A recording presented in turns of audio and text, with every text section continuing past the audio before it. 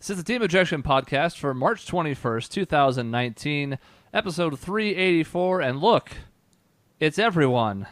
I got a Hey! bean on my shoulder. It's four of us. Probably. Got You're it. chomping on those tacos. Yeah. Oh, that's just disgusting, Shaun. Or Is that- sexy. Is that like Doesn't matter. a Cheetos, you gotta lick your fingers off. superstition when you like throw a bean over your shoulder? No, I somehow, just in eating, very passionately about these tacos, it ended That's up fair. on me. I'm wearing it. Yeah, I can see that. Tacos are delightful. We were talking about before the show. It's like the ASMR of eating. I have And chips. Not. You get to see your me eat mouth- chips. Your mouth being full of chips is definitely not one of them. No. ASMR. Here it is. You gotta do it like really close to the mic, like this, like talk around it. Oh, good. All right. Oh, good. Here I it gave him goes. this idea. Welcome to my ASMR. I will be eating chips. Oh shit, I've got all the tingles, guys. That's funny. How'd it work? I actually like the sound. It looked like it got picked up pretty well. Awesome. Yeah. Some What a people have good already day. shut off the episode. I got tingles, Shaun, so you did your job. Yeah. They're like, I mean, I'm nope. desensitized to it already, so sorry. It won't work anymore. I'm a sexy eater.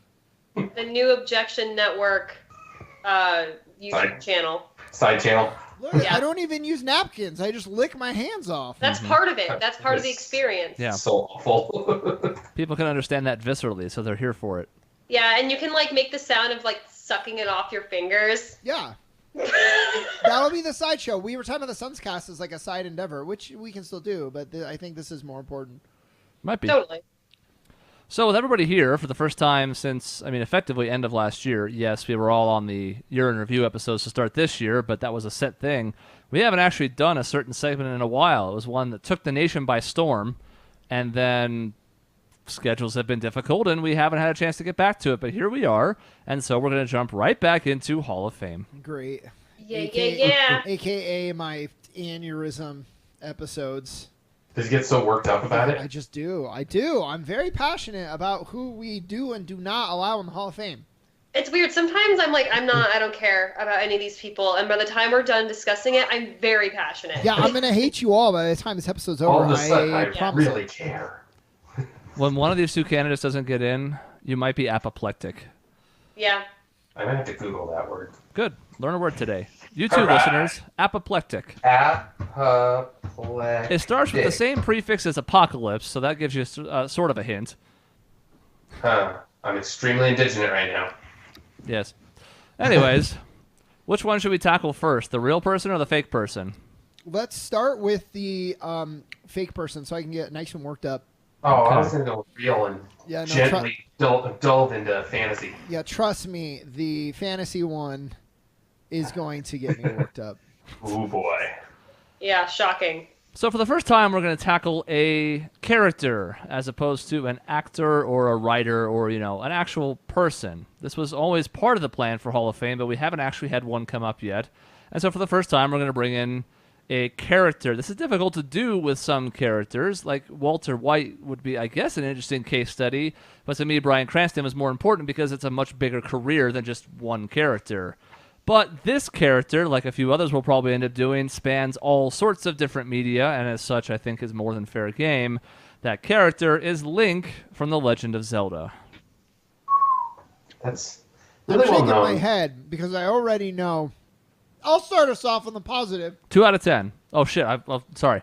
Yeah, no, I know. So here you have a guy, or multiple guys, if you ascribe to the multiverse theory, which is canon, so you kind of have to now. God. No, I deny it. I mean, he saved the world like how many times? Like what more can you ask one guy to do? He gets his mission. He doesn't bitch and moan about it. He just does it over and over again. Gets all the weapons. Knows how to use them all. I have a theory about that. Not that you guys want to hear it, but I mean, you should lay it on us. 'Cause I think there's like the spirit of the hero, which they kind of allude to in the series, but I think it's that like the reason he finds a boomerang and can throw it better than humanly possible right away is like the knowledge. Also, it's almost like Avatar, like it passes down between each version. So that knowledge stays the same as well. Does it change anything? Because I've also heard it attributed to the Triforce of Courage, which would give the Triforce of Courage, like literally anything to do. That could be, just like mastery of. I can see both. weapons. I'm just interested to see like what you thought about that one, because I've read that one too, and I'm like, oh, okay, yeah. I think I prefer the passing down because it puts a little bit more agency with him. Although I guess not a lot, but I like. I mean, that's cool. Because otherwise, what does it do? It gives him courage. He's brave. No, he is brave, not because of the Triforce of Courage. Well, it's like clearly. he's brave already, so he deserves the Triforce of Courage. But like, it doesn't make him brave. He's already brave. So it does nothing. It kind of. I mean, I don't know. I think it does something. It's a piece to make you be able to have a wish, basically. Or it makes him the avatar of these heroes and these experiences. So he might even be saying like the same thing, but regardless, he's just this dude. He's so sweet. He has a quirky sense of humor. They stay true to him, so he doesn't talk, but he talks. He gives some eye looks, like some shifty eyes every once in a while to kind of emote. Yeah, he's very expressive, and like he's actually he puts up with people's shit a lot too. Because there's a lot of people who are like, "Help! I have to pull this chicken out of the tree." It's like, dude, just like throw a rock at it. It's fine. I got other stuff to do, and he helps them all the time. Yeah, and he's good at everything. He can fish. He can do all the mini games with Tingle. He puts up with Tingle. That might be his best scoring attribute right there. He's inquisitive. He's intelligent. Because, like, he's solving those puzzles, right? Like, we are, but he is. So he's smart. It's kind of like he's just perfect from the get-go and has no character development whatsoever. Well, you know what? That sometimes in the journey that you put someone, you can do that as long as the stakes are high enough, which I would argue is the big issue with Superman. Half the time, it's not the issue that he's so powerful. It's that he's fighting people who are like nothing. If you have Superman, you got to put him against like apocalyptic the stakes. True. You have Link, and you're putting him through the ringer. Do you know how many spiders this guy has fought? Like a lot. I've seen some drawings of those Skulltulas that were like, this is what it would really look like, and I'd be like, nope. Get to the Deku tree, get to the first Skulltula, I'm out. You guys got to handle this. I'm going back to bed. And he fights him with a stick, too. Yeah, and he has flaws. He's lazy. He's almost always portrayed as kind of like lazy, right?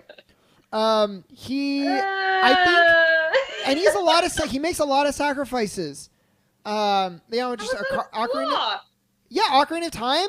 He has to sacrifice his entire childhood. Let's start there. His best friend Soraya. He has a little thing with Ruto. Seeing how she turned out, I bet you that's maybe a promise he would have considered keeping. I don't know. She's a little crazy. I mean, she's a little crazy, but she's kind of hot, but she's a fish lady. Mm-hmm. Are you into that? So, I mean, I could be. It depends. I'm into the fish boy. Yeah. So, fish boy, that's what I'm saying. So, like, it's the same thing. It is. Breath of the Wild, lots of sacrifices there. The memory, the journey, all of that. Majora's Mask. I mean, the kid is always sacrificing something. Depending on what iteration you are with, like, Link's Awakening, he saves the world, then he goes sailing, has a whole adventure in a, like, dream, and you don't know what happens to him. And he always just, like, disappears. Twilight Princess, the theory is that's him teaching the other Link all that shit. So what happened to him? He's just a skeleton. I love that show. It's just, like, on this trajectory right now. Mm-hmm. I don't really know how it connects to what I was asking, but I like it. It's great. Because what I'm saying is he has like the flaws are like, you don't always have like he has all this, but he also has AIDS. It's like, okay, no, but he has things he has to deal with and things he has to sacrifice. That's like the definition of the hero's journey. Sure. And in most of the stories, they follow that thing. It's always like right before the last boss. Most of the time, something bad happens. The princess gets found out. Or things look more dire than they've been the whole time. Or Ganon is like, guess what? I'm even more powerful than you thought. That happens a lot. So I'm just saying it's a good story for a company that is not really that worried, that concerned with telling a good story. Yeah. And a character doesn't talk. That's good. Well, that's what I think about that. Is you make a good point. That's a good story, consistently good universe that they've created, a great thing. But how much of him are you rooting for laundry, essentially? That's a sports argument all the time, is you're basically rooting for laundry. It's the same green tunic, same hat, and it goes through. It's just different characters throughout the whole thing. So you can't just say it's Link.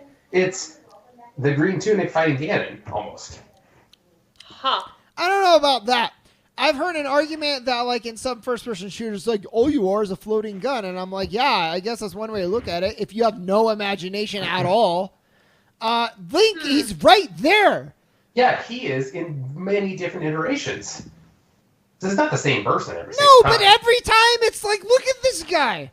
Like, look at what he's doing. So the question is, how would we grade Doctor Who if we approached it? Which we won't, because none of us care about Doctor Who, but, you know, No. But lots of people it's a good do. question. It's a good question. I feel Same like people character, different iterations. Well, but this isn't even. I mean, it hurts my argument a little bit, but like, it's not even the same character. Even if you go with like my tangent of like the Avatar thing, it's like it's a different character every time. It's not even like this. Like in Doctor Who, it's technically the same person, right? Having different bodies, but it's always the same mind, the same character. No clue. I haven't watched it. That is what it is. I'm like asking you guys when I know that's the answer. Okay. Well, and I feel like people who are super passionate about Doctor Who very much judge by the doctors. It's not like Doctor Who as the character. It's this doctor, second doctor. Fifth Doctor. Yeah, exactly. So that's kind of interesting because we don't do that with Link, really. And you shouldn't, because he is different. This is why I have the laundry argument. Because it doesn't matter. Like, there's not different versions. It's just the green tunic who saves Hyrule each time. Yeah, but it's not. It's a different guy. It's like Link, and we can break it up like this, Chris. I'm sure this is what you were so excited to do. Link 1, Link 2, Link 3, Link 4. Let's go through all of them. No, we're just saying Link broadly as a character because he serves a similar function to the stories. There's an argument that it's the Legend of Zelda because Link is always there, Zelda's always there, and you could perceive it as the same story being told in different ways. That's not true, but you could. Mm-hmm. So, like, he's there and he's doing a lot of stuff.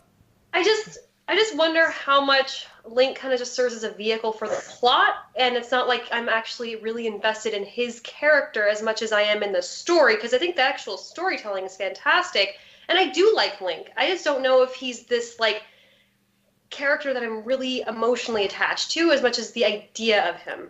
Mm-hmm. Yeah. I'm telling you. Okay, I mean, look.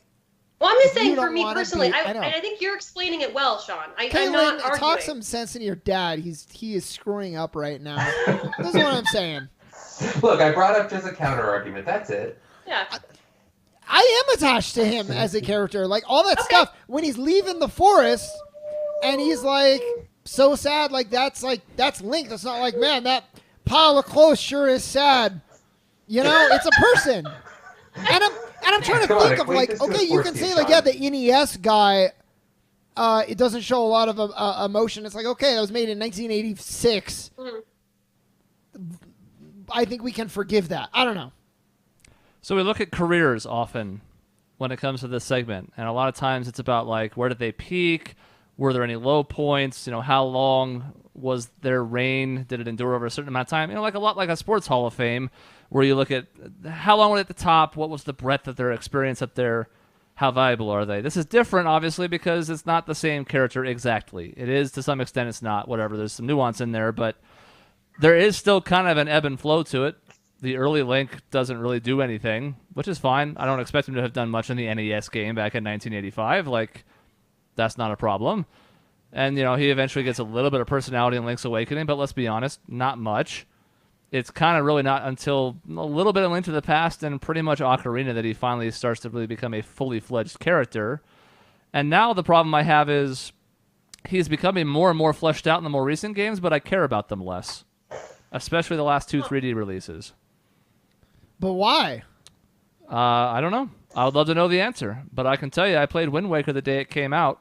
I did not do that for Skyward Sword, and I did not do that for Breath of the Wild. But that's not Link's fault. It's not mostly, but it doesn't absolve him either. Yeah, I don't know. I mean, character-wise, Wind Waker and Skyward Sword, I mean, there's not too much differentiation I can say between the games as far as Link's character. It's the story around him is really what drives his character to me. It's the problem with the sacrifice argument too, is that how often is Link actually willfully making those sacrifices? And the answer is almost never. What do you mean? What is the sacrifice he makes in Ocarina of Time? He gives up his childhood? He doesn't know he's going to do that when he pulls out the Master Sword. Well, no, but he leaves the forest. He goes on an adventure leaving everything he knows behind. He wants... He grew up in this place. Everybody's mean to him. The tree died in front of him.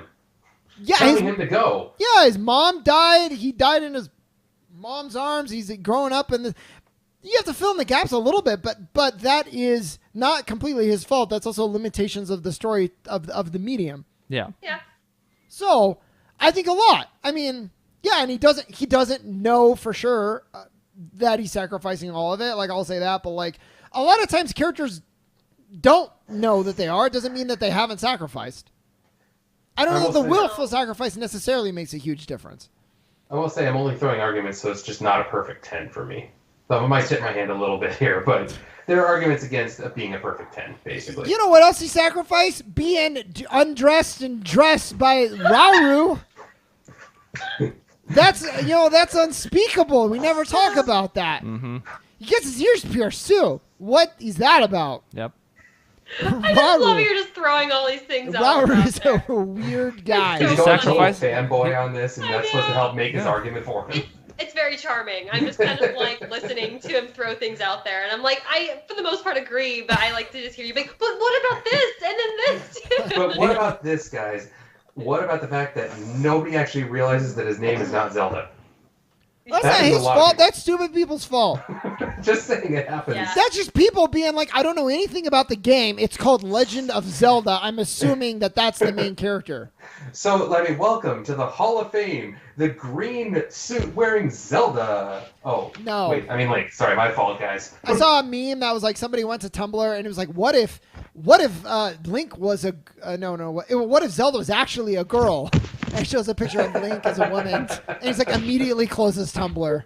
It's like, yeah. So, That's funny. in short, yeah, character-wise, I would say even in 1986, in 94, A Link to the Past, that might be too 92. late. 92. There's not a lot of character on display.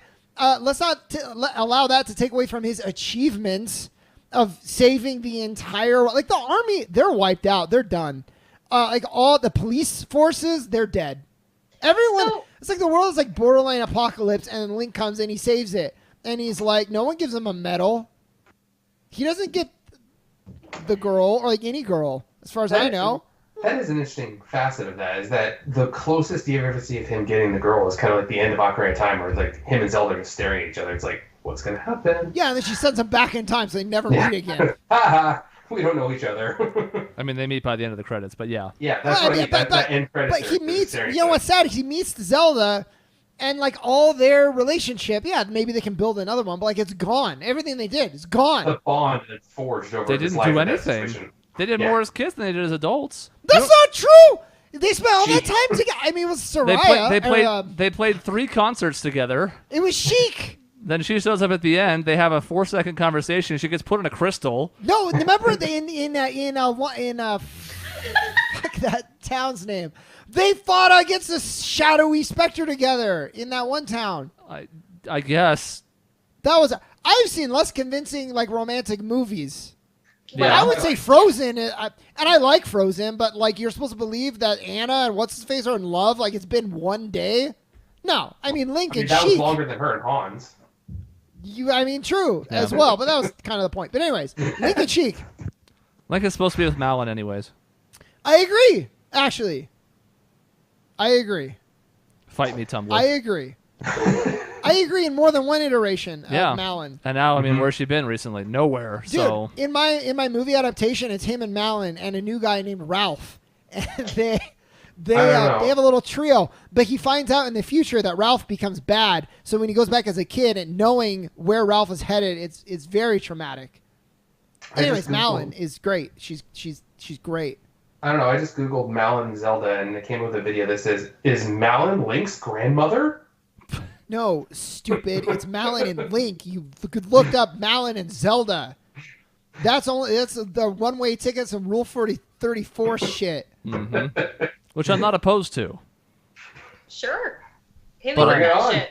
But I'm also opposed to it. I'm opposed to it because Link deserves and Malin. I ship them. Anyways, what do you have to do, Link? I agree with you. You saved the world how many times? You've done the impossible. You've done things I would never want to do, and you've done it like 8 times, like 8 dungeons. And it's satisfying as a player to play as Link. But Link as the character himself. That's the question here, right? Yep. Is how much It is. credit can you give to a self-insert? It's true. And yeah, and I think it really comes down to how we perceive characters. I know, like, Shaun and I have just very differing opinions on what makes a character intriguing and captivating, and so for me, it's like it doesn't really cut it for me. I want to actually like really see depth and development, and for me, character-driven is the way to go.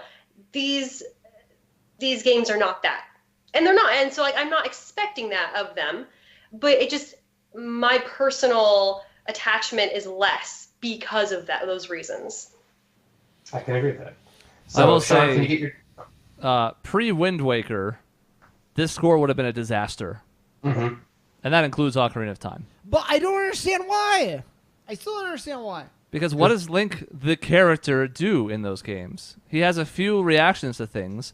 The summation of what the character does when the player's controlling him is one thing. I'm talking about cutscenes, story. Yeah, but but like, I mean, if we're gonna go down that route, I think it's less so with some characters, but with every character, there is a level of self-insertion. So if we're gonna say either that matters and what they're doing, like, so you can only have what they do in cutscenes, I think it's really limiting. I think it's reasonable to have the canon of the character be what you do with that character. Yeah, but I'm not rating Walter White on how I self-insert into him.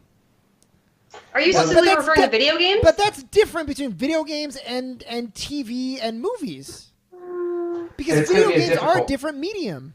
Well, it's gonna be really difficult for newer games, especially like Shepard from Mass Effect. Like, how are you gonna rate him on your self-insertion when there's 3 different possibilities that you could have gone with, really? Because it is your I mean that's Yeah. it's But how all of you- those have story developments. Yes, and that's the thing that I think you have to rate. You rate the cutscenes, the written story, and your own self-insertion as one mixed metric, because that's really the only way you can do it. You do it over the overall story.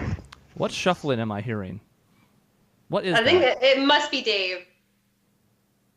It's me fidgeting because I'm getting nervous here that we're gonna not have Link in the Hall of It Fame. sounds like somebody is trying to crawl away in a duffel bag. Dave, what have you done? And I don't understand why that is. And I just want to make sure the listeners know that I'm aware of it too, but I don't know what it is. I also am aware of it. I don't know Oh. where it's coming from. Every time Dave was speaking during that moment, it was happening. So I'm It's a guessing metaphor of Chris and Oh, it's Michelle fine. bludgeoning Link over the head, stuffing him in a body bag, and he's No. trying to escape. Because everything that happens prior to Wind Waker is basically Link going through the motions of the story. A phenomenal story, but not really having much agency in it.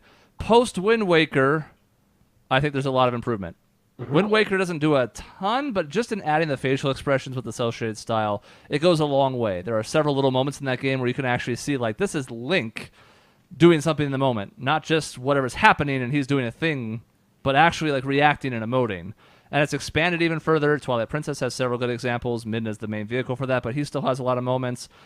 He's phenomenal in Skyward Sword. For all my problems with Skyward Sword, Link's personification is not one of them. And then it goes even a step further in Breath of the Wild. And I think that helps a lot. Because before that, I don't know if I would have given him higher than a 5. But I just think it's this interesting thing of like when you play a game, like I feel like I'm the character. Not that the character is me, and I'm there fighting. Like I don't see it like that. I think like I'm Link, and I get to kind of be a part of the action, but we're like together. It's like that's the character, and I'm defining the character through my actions. I think it's a better way of storytelling than Ish. half the storytelling we have in gaming. I guess the problem is that yes, you are defining the character through actions, but there's not a whole lot of emotion to back those actions up a lot of the time. Or at least that's been my perception of it, and so it feels kind of hollow to me personally with that kind of character. in like, I would characterization. agree on the early, like the Nintendo. No, and that's what I'm talking about. But like for me, it starts like Ocarina of Time. Even like Link's Awakening has some of those moments where like he's doing something, he's reacting to something, he's feeling loss or sadness or jubilation at something. Like these are all things that he's experiencing beyond just the action. Yeah, in the original Legend of Zelda, he's just there. But He looks excited when he holds up things. yeah, It's the music, really. It's not so much him. Yeah, he's just like, and that's it. He's just still. He doesn't, Doo-doo-doo-doo. I don't know if it yeah, works. I don't know. I guess I was just sorry. I like went a little quiet, but I was thinking about your argument about like video games being a different medium, and we should think about them separately. And I do agree, but I also feel like there are a lot of video games that I am very emotionally attached to the characters because of their development across the series or across just the game itself. And I feel like it's fair to make that a comparison across the same medium, and I just don't feel that with Link. Even with the improved characterization that has happened across certain games in more recent installments, it's just not there for me as much as it is for other characters in video games. It's super hard to do that without having a voice to me. I know. There really It's is true. no character like him at all. There are other silent protagonists that they don't have massive series. There are other self-insert protagonists. That's fine. You can even argue like Master Chief is sort of an insert. I mean, yeah, he's got his own character, but does he? He does, especially as the series goes on. But does he really? Because you're really just him most of the time. In cutscenes, maybe that's different. Marcus Phoenix sort of feels that same way sometimes too. He obviously has his own character and stuff on the side, but Link, as a silent protagonist in a, 36+ games at this point, there's just nothing really like him in video games. It's hard to make a comparison. Master Chief would be a good one to do, by the way. Except I would have no way to form an opinion, Yeah, he wouldn't make it in. unfortunately. Oh, because you never played it. Yeah. Oh. Yeah. Well, There's that. anyways. So Sorry. I guess we rate. So we got to decide whether he's going to make it, huh? Yep, it's time to score. Sean, give your 10 already. No, Let's I am move on. not going first. I'll go. And actually, I think what Chris just said was good. I'm glad you said it, and I think that it helps me put into perspective Link as a character and his like uniqueness in the position that he's in. With that in mind, I will give him now that I have to put a number to it, I'm like, ugh. I'll give him a 7.5. 7.5.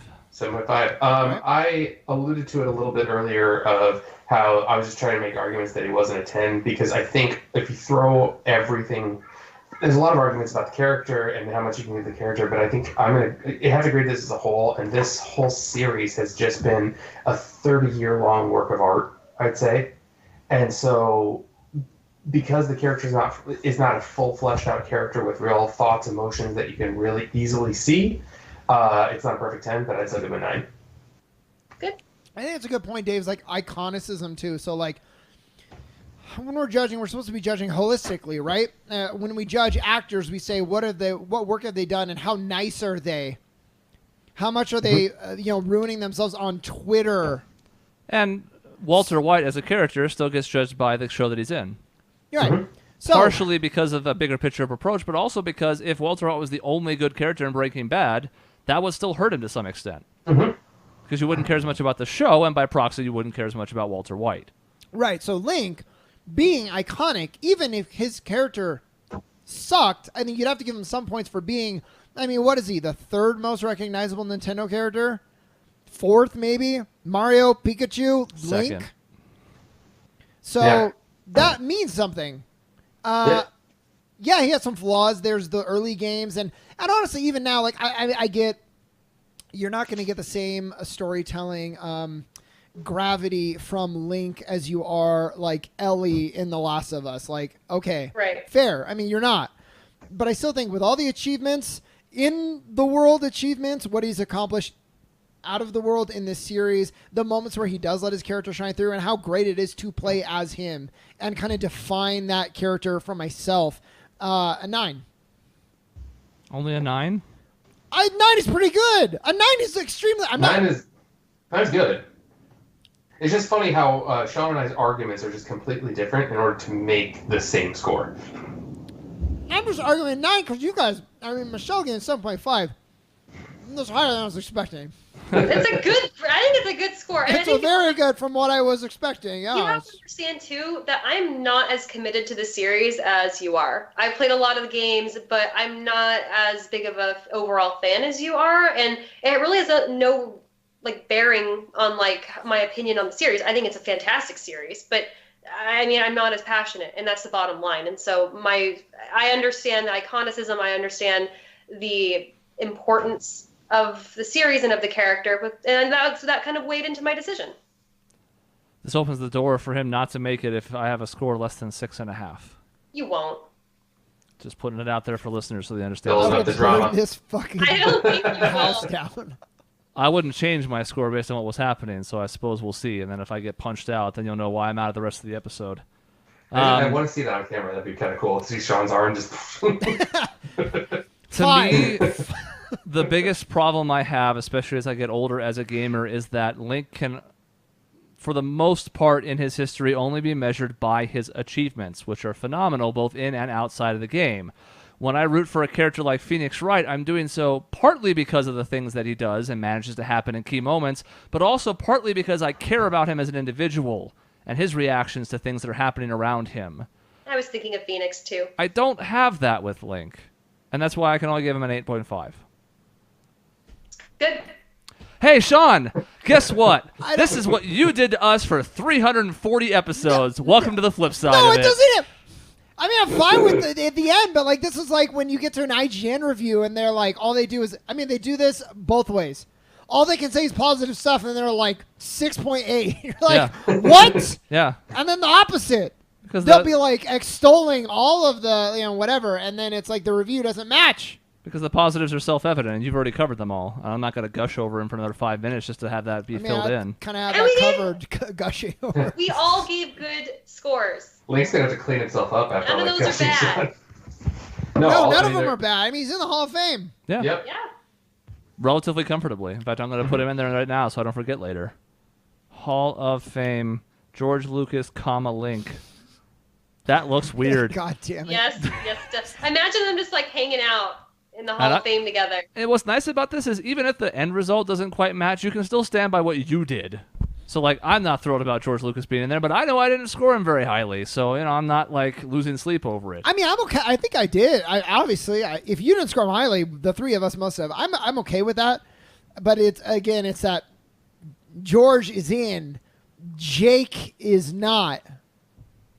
JK, I've Rowling. shortened it to Jake. Yeah. I'm still Jake? very much okay with that, just Jake so you from know. State Me Farm. too. Totally okay with it. Jake from Adventure Time. Yes.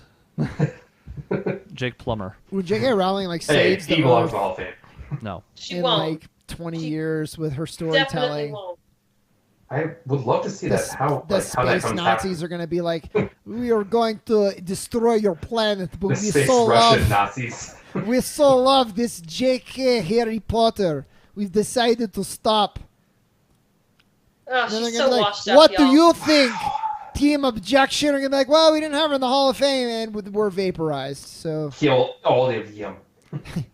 I'm not And then we'll convinced. be like, but have you seen her tweets? And they're like, oh, fuck, just kidding. Yeah. Whoa. Let's scale it back. I'm not convinced she hasn't gone crazy.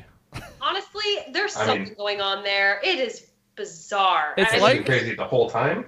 It's almost like she's like a teenager in some respects. It's like she created this thing that's beloved and she rode that wave, and as fans started to co-opt it more and more, she's become like fiercely protective of it to the point where no one's allowed to have any alternate theories because she's going to just shoot them all. She's I going to know. kill them all until there's only one cannon left. It's This is weird. mine. Nobody can mess with it. And I But does understand that it, mean- but Yeah, it's like essentially. I know we can get off this train soon, but like once you put something into the world, you don't really have ownership of it anymore. Like you do legally, but as far as that's all concerned, it's in everyone's hearts and imaginations, and they see things in different ways. And it's really not her prerogative to make those decisions. It's weird how much she's sticking to her guns on this. I don't understand it, and it just seems like it's becoming more and more immature as we go. this would be like Shigeru Miyamoto coming out and being like, yeah, Link doesn't have any interest in Malin whatsoever. She has toe feet. They'd be like, so What? inappropriate. But yeah. what if I liked them to get? I know there's not a lot of evidence, but there's enough there where I like them to. You can't. But why? It's not hurting her or anyone for me to have an opinion about Draco Malfoy than it is anything else. It's very odd. Whatever. I won't go down that road again. We already went through it. I also have to imagine that George Lucas would have followed a similar downward trajectory as J.K. Rowling if social media had existed in the late 80s and early 90s. Absolutely.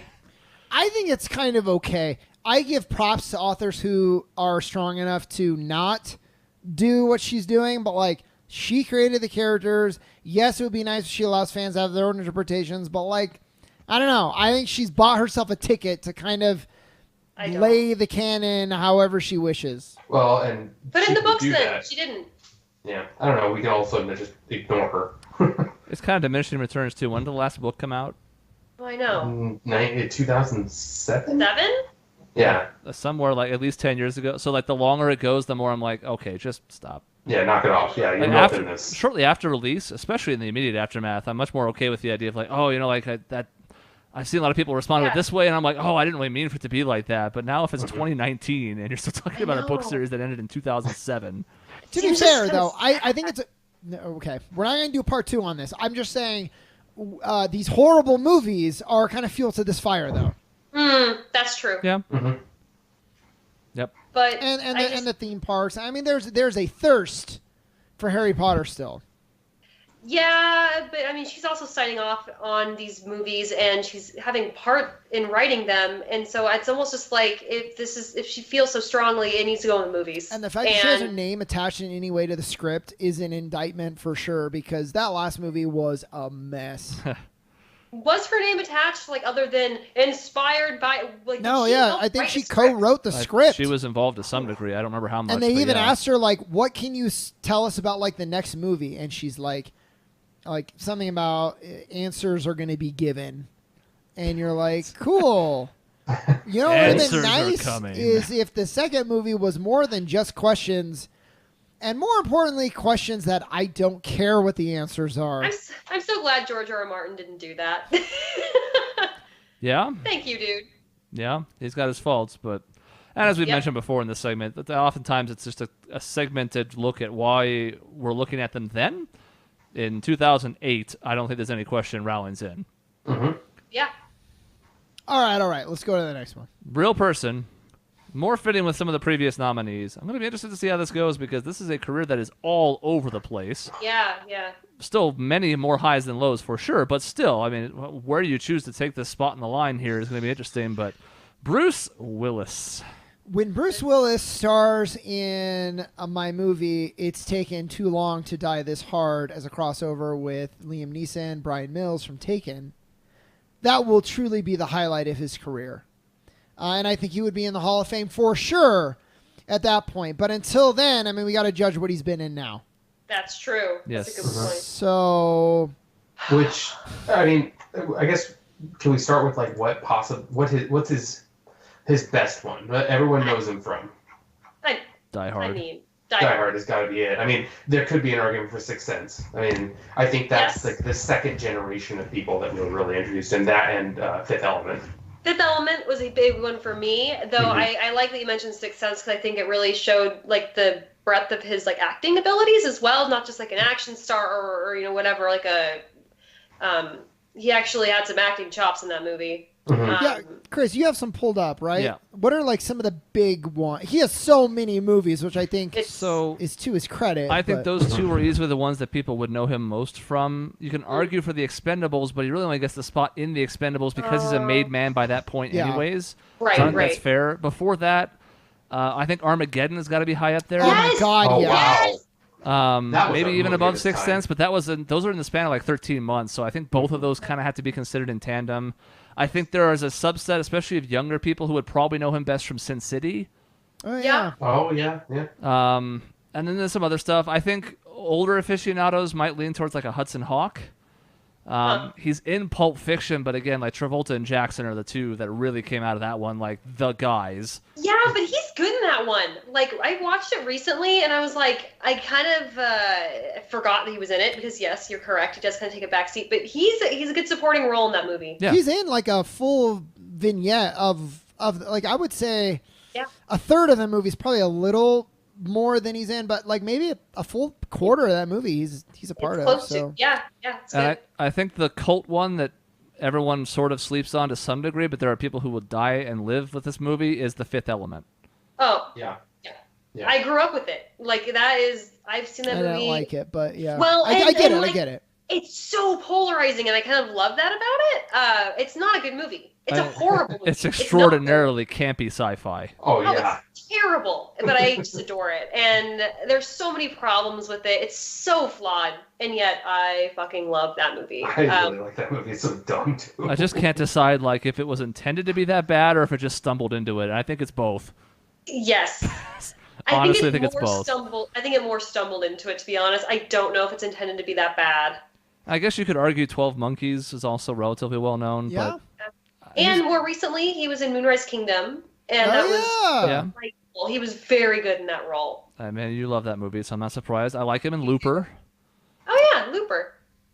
That's an argument into itself. It's just like, wow, yeah, he is in that one. Wow, he's really good in that one. Like, how many different things we're just saying, wow, he's really good in this one, he's really good in this one. It just kind of keeps going. It's a really good sign for him. Chris, is there anything that you're going through that you're just like, oh, that was a shitty movie, or like he shouldn't have done that role, or anything like that? Because I'm having a hard time thinking of any. I'll go over a couple of negatives. The last positive I want to mention, and I think Shaun at least likes the first one of this, is Red.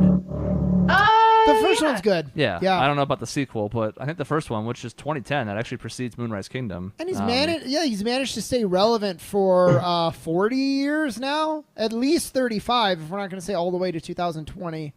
What Yeah. are like his first movies? I mean, Die Hard's 88. Yeah, He's in oh, two okay. movies before that, but that's his like leading vehicle. So I mean, we're a little over 30 now, which is still Yeah. a huge amount of time.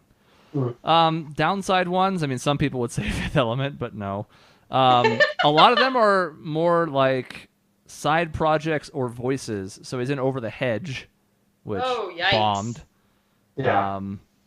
That's a money check right there. Yeah, which is fine. I mean, a lot of people have taken kind of questionable animated roles from especially Yeah. non-Disney vehicles, and Can't fault him for that's okay. The whole 9 yards, I don't think is especially good. that. It did well though. I think it's a mix, but I don't think it's a failure, but I don't think he's good in it. Mercury Rising, I think it's a bit of a mess. he was in I don't Friends. even know that one. For what, one episode? No, he was in for a few episodes. No, I never watched it. He's Yeah, on a short arc. Friends has a surprisingly long list of like pretty big cameos. That's More weird, than yeah. pretty much every other sitcom. How I Met Your Mother's another one that kind of came close to that, but I don't think anybody has the clout that Friends did. Huh. So I don't know. There's not, to your point though, there's not a lot of like certainly huge misses in here. And if anything, it's a lot of things that kind of fly under the radar, as you guys mentioned before, which is, oh, wow, he's in that. Oh, that's good. Oh, yeah, he's in that role. Yeah. Mhm. What I like Yeah. about Bruce Willis is so much of his action. He came.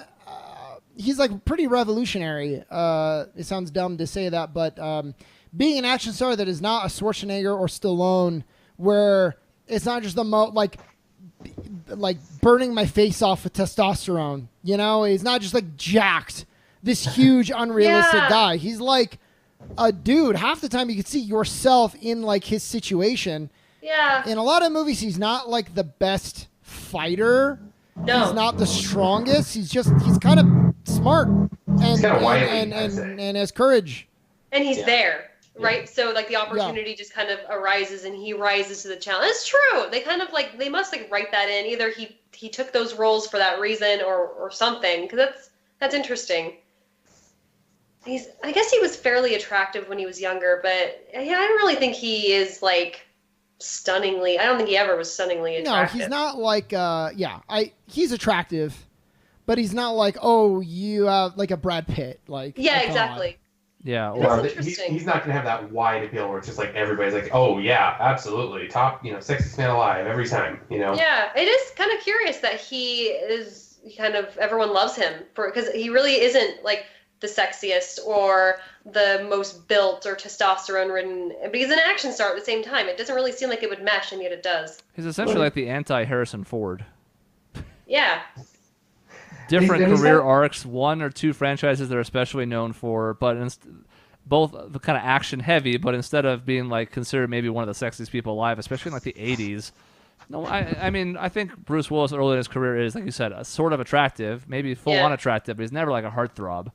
No. And he didn't have the early part of his career. Like, he wasn't established early on, so we don't know if he had like, Heath Ledger, Leonardo DiCaprio type charm early on in his career, because he was already, kind of middle-aged by the time he started. Yeah. Well, and he's always kind of played a bit of a, I wouldn't say doof, like a kind of a goofy guy, but he's never been like the suave type of like everybody looks up to him type of character. He's like an underdog in most. Kinda, yeah. It's like, wow, I get put in this situation. I am way over my head, but I'm gonna figure it out. Make the best of it, I guess. Yeah, Armageddon, I think, is a great example of that. Right? That's what I was thinking. I'm this oil driller, and you're gonna send me to this comet? Uh-oh. Yeah. Oh, that movie doesn't make any sense. But did you hear that? Like Ben Affleck, there's like a he does a commentary on it, like on the DVD, and he just like rips like into it, and it's just like he's so critical of it. And he's just like, why didn't you just train a bunch of NASA people to drill? And the director was like, shut the fuck up. Which is the right answer at that point, because it's already done and gone. You just have to accept it. It's like 7 years later, you're recording this commentary. It's like, yeah, all right, just get over it. It's so funny. But yeah, I actually adored that movie as a kid. Like, it's bad. I adore it now. I still think it holds up for the main storytelling beats. Yeah, like there it's was. dumb, but like it's good. Yeah. And I will defend you.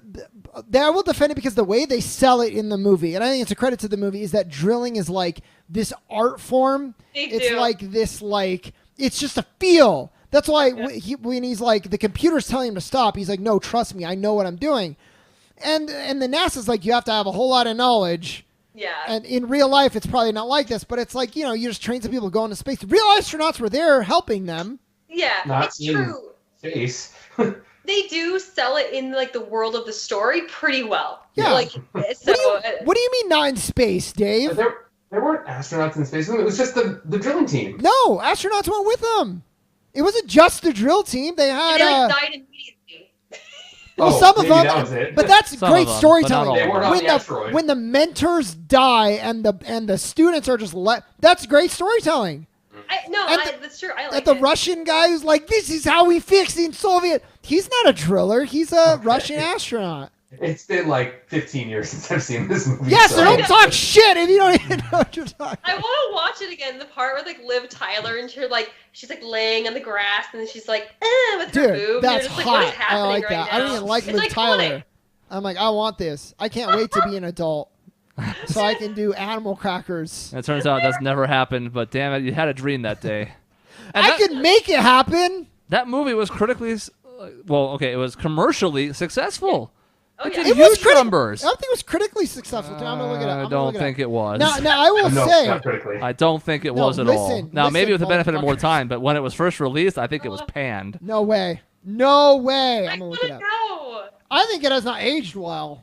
Oh, Although some absolutely. people have a soft spot in their hearts for bad movies like years later. Yeah, Oh. Armageddon 38%. Look, it was Yeah, really Armageddon well. received mostly negative reviews from film critics, Yeah. many of whom took issue with the, quote, furious pace of its editing. Look at this though. So Oh. 38% Rotten Tomatoes, 73% audience liked it. Exactly. Yeah. That's how you That's know what I'm it was saying. a people pleaser. Yeah, so again, it made big money then, and even now I think people still like it, although you said I don't know how well it holds up. Special effects are starting to die a little bit 20 years later, but, I think it's still good. It's entertaining. I'd watch Armageddon before I'd watch some really good critical movies. Yeah. Yeah, totally. I'm gonna find this one. I'm gonna show you. Yeah, so on the flip side, Hereditary's piece of shit movie, 89% Rotten Tomatoes, 64% audience liked it. Mm-hmm. You wanna know why? Because it sucks. I don't even know what that is. Oh, But, don't watch it. But it's the pinnacle of filmmaking. yeah. Stupid. Yes. Anyways, so I will go on a tirade for you. Have I not gone on my Hereditary tirade? No. No. Okay, we're in the conclusion of the movie. It's this kid. He's in a house, and all it is like a bunch of naked old witches surrounding the house. And like, yeah, it's a little creepy. One's in the doorway, just like smiling at him. And you're like, that's kind of creepy. But you're just like a geriatric like human. What the fuck are you gonna do if I walk over and sledgehammer you in the face? I just had a huge issue. And so the kid's like running away. Oh my God. You know, there's like 80-year-old overweight women witches like smiling creepy, and I'm supposed to be afraid of that? But I would go to town. Witches. What? Are they like witches as in like I will like make a stew and like No, they're Cast a like spell on they're you. like part of a cult. they're like what? They're like part of a cult, like summoning this demon. And I'm like, and then the mom is like possessed by a demon, but she's just the mom. Clothesline her, hold her down until the demon goes out. Like, there was nothing that was actually physically threatening in that movie. I could, this was a woman across the street. She's like messing with the kid, and she's like, I cast you out. And the kid's like, oh my God, I'm so afraid. I'd be like, hold my drink, and I would start running across the street with my fist up. And the lady would be like, oh shit, and start running. Anyways, that's my... Action movie Shaun coming to the rescue again. He'll This drive is us my away in real the zombie life. apocalypse, If you're gonna too. It'd be Send- better if Bruce Willis was in that movie. No, he wasn't. I don't know if that salvages it. If you're going to send the spider from Lord of the Rings at me, yeah, I don't know what I'm going to do. If you're going to send a bunch of old people witches, I'm going to be just fine. That's all I'm saying. Bruce Willis, Live Free or Die Hard is like my favorite action movie ever. That's a slightly controversial take, but not too bad. I love it. I would say like, I mean, I don't know, 9? Like, what is he? I don't know what I'm going to detract. I'm like trying to find a way to balance it. Is like, Do you want to look at? I mean, you want to look at his personal life? Anything? He hasn't. One thing to mention about him: he hasn't been outwardly in their public life. He had to be married to Demi Moore, which is a big deal, obviously, for a while in the '90s. I kind of just looked it up recently. He's kind of not apolitical, but he's also not fiercely political. So he supported Clinton in the '90s, but then also kind of supported Bob Dole, supported Bush Jr. He's kind of not either really far left or really far right. he's pretty weird though. He is a little odd. He's pretty like he's just like a weird, like not like obnoxiously I'm gonna have Charlie sex with Sheen. my stepsister or something like that. But he's just like a little weird when you see him in interviews and stuff or like read it. He's just a strange dude, but he's cool. Yeah. Like it's not too bad. It doesn't really detract from him, I don't think. But And- I think that's something important to take into consideration. And I don't want to diminish the impact that celebrities can have. I think a lot of people can affect positive change. But I'll be honest, I kind of like the rare celebrity these days whose political or other worldviews I don't know. Mm-hmm. You know, it's almost rare to have somebody who just wants to keep to themselves and live their private life privately, and then when they're in the public to do publicity for their upcoming movie or whatever, fine, I guess. But I actually kind of almost see that as a positive these days. This is why everyone loves Tom Hanks. Yeah. Because he doesn't do that. What does Tom Hanks believe? We don't We know. have no idea. I'm pretty sure he's a good person, but I don't know. Yeah, he You can know kill what? babies. You don't know. Yeah, I was gonna say something against him is like he's not like he doesn't have like an Academy Award or like that to like hang on to. He's done pretty well. A bunch of Golden Globe nominees and wins, Emmy nominations and wins. I'm not seeing the Academy Awards, but like he's done pretty well for himself. Yeah. You could argue he's a little bit one note. I mean, beyond the action movies, he's obviously had some successful roles where he's shown some range, but for the most part, his biggest projects are all action movies, which is fine. Not like it's a knock against it, but he hasn't had like a huge range in his acting career. Mm-hmm. It's true. Though I think in recent years, like things like Moonrise Kingdom, there's been a little bit more nuance. And then again with Sixth Sense, I thought that was kind of a deviation from form, which is, I mean, really good in my opinion. He's got the capability, but I'm also going to dock him a half point because he's in Look Who's Talking. I mean, He is. He's the baby. Yep, he's the baby. Oh, okay. Oh, it's okay. Just saying. So it's interesting because I mean he's got the longevity, I think, and he's got a lot of good things. But like you said, he hasn't won an Academy Award. He doesn't have this like bam type of huge everything. So I think we're gonna grade him on longevity, and I think Shaun, you were saying 8. I think I'll go 7.5 is my score for him. The thing is, just outside. I don't know if I can like hold him up to that standard. He's not going for those films, the films that are, critically acclaimed. That's not his bread and butter. It's not really what it seems like what he's interested in. And I kind of respect that, to be honest. I'm kind of surprised when Shaun was like, yeah, he has like Golden Globe like nominations, and I'm guessing that was from Sixth Sense. I actually don't know though. But like, I kind of like that he's just kind of doing this as an entertainment thing, and he's not all about like, yes, I'm such a great actor. Like, he's not Daniel Day-Lewis. Yeah, and like, I actually, it's kind of refreshing in a lot of ways. And yet, despite that, he still is in movies that we enjoy, that are critically acclaimed, that are still really good. And it's kind of weird and awesome that he can walk the line. And so I don't really hold it against him, to be honest. That said, like, I agree that there's longevity there, but I feel like in recent years, his relevance has tapered. And I mean, I rarely think about Bruce Willis these days, and I feel like maybe like 10 years ago, I would have, the score may have been a little bit higher. That said, I think he's a cool person. He's a good actor. I love some of the movies that he's in. So I have to give him like an 8. I love the original Die Hard. It is maybe in my top 10 of all-time movies, and I like almost all the Die Hards. I'm torn on this because I actually think in some way the fact that he was never really in the Oscar bait type movies helps him in the sense that he was already trying to play sort of everymans who react to the situation they're in and not superheroes, as we mentioned before. So all of it is sort of on brand. Whether that was intentional or not, I have no idea. But I think he's been pretty rock solid. And like you said, the longevity matters. I mean, there are not a lot of bombs in a 30-year career that spans, 60-plus movies. And really the thing that he might be the most well-known for that we didn't even mention is Moonlighting. But that was television, and a lot of people don't even remember that happened. So I have no idea what you're talking about. Really? Yeah, I mean, it's before all of our times. So I never saw it, but I'm aware of it. I am not. That's okay. That doesn't surprise anyone, though. So, I mean, I have to give him like an 8.5. Nice. I can't go higher than that because I don't know if his pinnacle was ever the highest of highs, but, the 300 hitter, even if he doesn't hit 40 home runs a year, is still valuable, and I think that there's something to be said for somebody who can consistently churn out B to B plus movies, and occasionally higher than that. And Moonrise Kingdom is pretty relevant, too, I will say. And I agree. It's just like that now is like coming on like 5 or 6 years old now, so. And that was nominated for Best Picture, but did not win? Yeah. Is that correct? Yeah. Yeah. And you can question, too, like how important he is to that. I think he is, like, one of the bigger characters, but he's not, like, the main character of that. But he still has a big role. All of Wes Anderson's movies, for the most part, are ensemble casts, and so it's really hard to be like, that's the main character, but really the kids were the main characters. And so he was a good supporting role, as was, what's his name? Edward Norton. And Bill Murray. Bill Murray. Yeah. Yeah. Look at those big names. I know. So 2 successes this episode. Wow.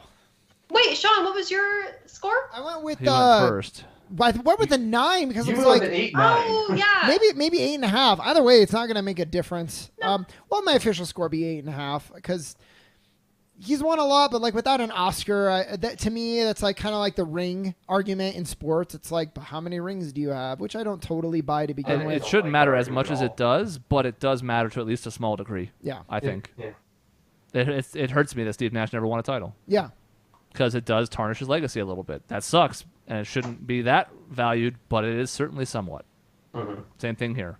Never won like the biggest prize of them all, and that sucks. But how's he going to do it now that he's 60-something years old? Yeah. It'd be the crazy grandpa. Yeah, he can do Gran Torino Part 2. We'll see what happens with the next Die Hard, because that's supposed to be I don't know how you like a pre-sequel. Where you see young John McClane and old John MCClane.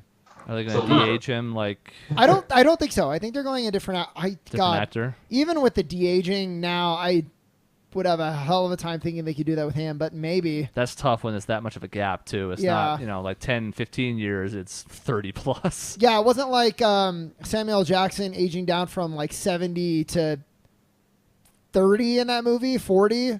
This is like Bruce Willis is like 70 and de-aging at like 20. Mm-hmm.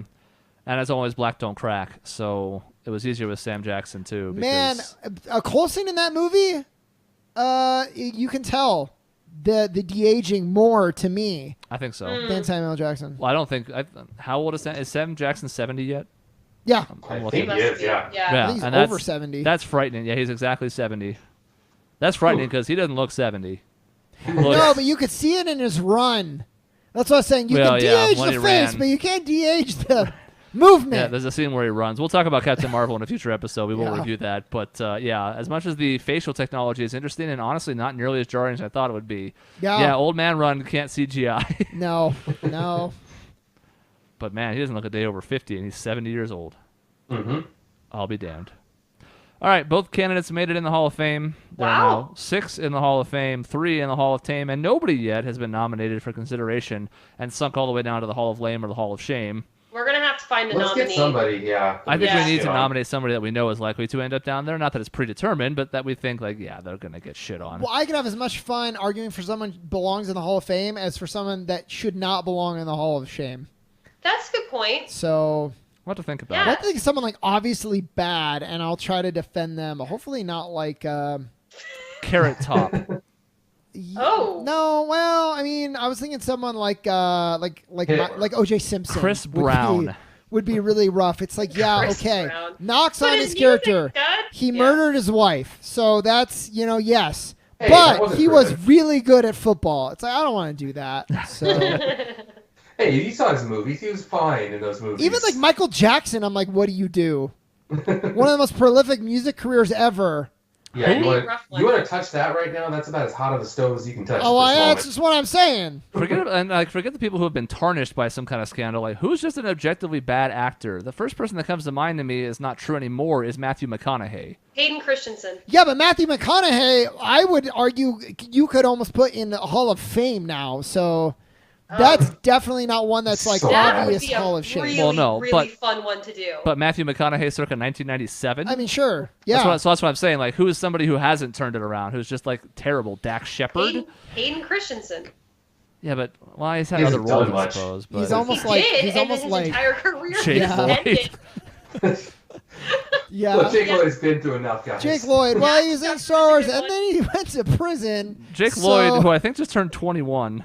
Oh. If you want he's to older than feel that now, isn't he? old. He just had a birthday. I don't know if it was 21. Let me see. It was 30. Oh, 30. 30 is the one. Oh, God. We could The first You picture know- of him on Google is frightening. We could do Haley Joel Osment. Wait, but you can't. Like to me, you can't though because he was like in 3 movies, and Kingdom Hearts. It's like that's not like almost enough of a career. I guess I we could know, argue that's that, true. but it's like And child I actors think are it'd be tough. fun to argue though because that Macaulay Culkin. There you go. yeah, you could. He actually that's still tough. has a career. Yeah, we could, but I think it's harder when you start getting to a thing of like Macaulay Culkin. We're gonna talk about like 3 movies. You know, Yeah, it essentially. gets tough. Yeah. And as much Or as I what- like Home Alone, is it good? No, but it is iconic as hell. Sure. Mhm. Absolutely. I don't know if it's bad either, but I'm not like, yeah, Home Alone. Critically loved, cinematic masterpiece. Really loved the I do love cinematography, character development I thought was important. Like, none of those things. Who is bad and like you know who would be good? Gerard Butler. He Yes! is bad in almost every movie except Huh. the ones that he's like really awesome in. It's true. And he doesn't really have any huge scandals. Because I was thinking like Mel Gibson, but even then in the 80s, I think he was still pretty peaked. Yeah, Sexiest Man Alive in a bunch of good movies. Then some like, things happened in the last 25 You're years. not but going to get anything out of me on that guy. yeah. Nothing. I mean, 0. Nicolas Cage would be a good one. Okay, but he's like a cult. Nicolas like, Cage Yeah, is a I good know, one. but like, what do you argue with Nicolas Cage? There was an entire episode of Community dedicated to like, how do you classify Nicolas Cage? And like, is he a good actor? I think that was the question. That was the premise of the episode. He is on our future subject list already. We've apparently Oh. thought about this before. John Travolta, another really good one because he's been in some of the worst Phew. movies I can think of. And some of the best. What Yeah. about Sylvester Stallone? Huge movies. Yeah. Acting wise. Yes. Oh, that would be a really good one. Sylvester Stallone. And I could speak to that one because I recently watched Rocky. Yeah, which he was good in. Welcome to the club. No, I believe he was maybe nominated for acting in the first one. Yeah. Then it, if I can change, you can change, everybody can change. Look, it became self-parody. That's fine. Like Jaden Smith could, he doesn't quite have the. Aw, I like him. Leave Mark him alone. Wahlberg is like really bad, except like every once in a while he's like really good. That's a good one too. I still can't believe that Rocky won Best Picture. Yeah, that's wild. Yeah, that's weird. That seems I love heavily it. politicized. Like that seems to be the reason, right? I don't know about that. That it was just like super like anti-communist sentiment, and they were like, "Yeah, I'm into that." And the No, timing was Totally right. into that, yeah. No, Rocky 4 is super anti-communism. Rocky 1 is super anti-black people. Also, that, yeah. Oh, is it really? Not I must really, have missed no. But there It are does some come lines that are intentionally done to sort of portray the time, but it's like, a colored fighter could never do X and Y, and, there's this guy who's like a tin can who's, 35 and 32 in his career, and he holds up to the heavyweight champion of the world, who is sort of like Muhammad Ali in the world's pathos. Like, he's that important. Oh, yeah, right. It, Pauly Shore could probably be a really good. Yeah, no. Chuck Norris. Chuck Norris. Eddie Griffin. Eddie Murphy is also pretty Wow. polarizing. There you go. There you go. Tommy That'd be Wiseau interesting. is on there. I don't No. think he qualifies yet. I don't even care to rank him. Yeah, it's like he had one movie and maybe two soon. No, thank you. Eddie Murphy I have on the list. I think that's an interesting one. Mhm. Because We again, could it's do all Jackie about. Chan. Now, Jackie Chan is way up there. I love him. Yeah, so that's I haven't thought about him in years, but that just hit me. I was thinking about Chris Tucker. Oh, yeah. Who has kind of Which- turned it around lately, too? That's weird. He was in, Well, like, he- Silver he was Linings in- Playbook. He was real solid in that. That's And right. he's in Fifth Element as well. So Yes, Yes, he was. Everything he's the comes- most it sure does. shit in that movie. Yes, he Just was. And he kind of wore a dress. It looked like. Oh, I mean, that's the least of our concerns. If that character, let's be honest. There are other issues there too. Let's. I know. Wow, we really did bring that full circle. Yeah, that's what Dave's good for I am. and bad Okay. for. Connections. So that's the end of Hall of Fame. 2 candidates make it in. We do need to fill out the other halls. Some of them are just empty and sad right now. We need to fix I'm that. excited, and you can tell we are too. We're getting I'm all telling kinds of you, ideas. Chuck Norris and what was the one they said before him? John Travolta. No. God damn it! I had the fucking list up. Who did you say before Chuck? It's right here. It's right here. Yeah, say it again because I want to hear it It's almost again. here. It's almost here. Tease me with it. Fucking load. Nicolas Cage was there. Yes, but that was after Rob that. Schneider is probably one who's Oh, pretty. wow. God. Pauly Shore. And then Pauly Shore. Pauly is- Shore. Rob Schneider seems like a Hall of Shame candidate. Adam Sandler might also be there. Adam Sandler. Ooh. That's a Oh. good one. There's a couple movies Okay. of his I like that might pull him out of shame, but Yeah. he's- I know. that's tough I still. know. That's And, an interesting one though. He could be polarized. Who's another one that's? Oh my god, I had it on the tip of my tongue. Where it's like a lot of bad comedies. Oh well. Kevin James Kevin is probably James. up there.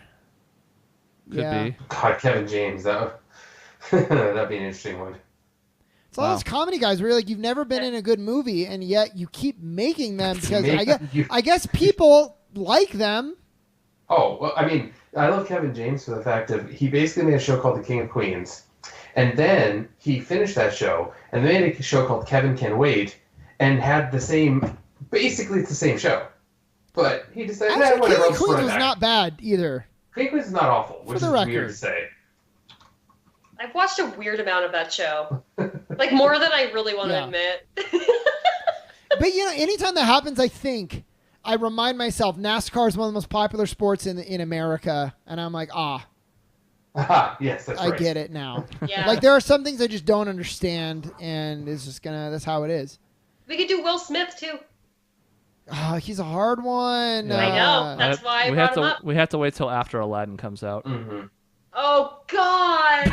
We should do it in celebration or It doesn't in even mockery. make sense. So like he's blue for part of it, but then I guess he takes on like a human form at some point now. Oh, I- Or he's not blue for the whole thing. I don't know. Make it stop. Boy, the reaction to that trailer was fun. I mean, I don't like getting on those bandwagons. But I was like, he looked bad. It's so bad. I know. I'm the same way. I almost wanted to like it just defiantly, and I was like, oh no. Oh God, yeah, you keep shielding yourself. Cringe. I know. And I feel like, forgetting the awful look and that side of it, I feel like Will Smith could be a decent fit for the genie. He can have that kind of manic comic energy. I don't think that side of it's bad, but boy, the physicality of it is just yeesh. Yuck. So plenty of ideas. Lots of Hall of Fames coming up. The 6 or 7 times a year we have all 4 of us on. We're going to Hall of Fame the shit out of some stuff. I know. Take We that, got this. Dave. Yeah, Dave. Yeah, Dave. It's not my fault. Got him. That's the end of this episode. In between episodes, you can find us on our website, objectionnetwork.com, on social media at Team Objection on Facebook and Twitter. It's youtube.com/Objection Network for new videos 7 days a week. And finally, send us emails to objectionnetwork@gmail.com. See you next time.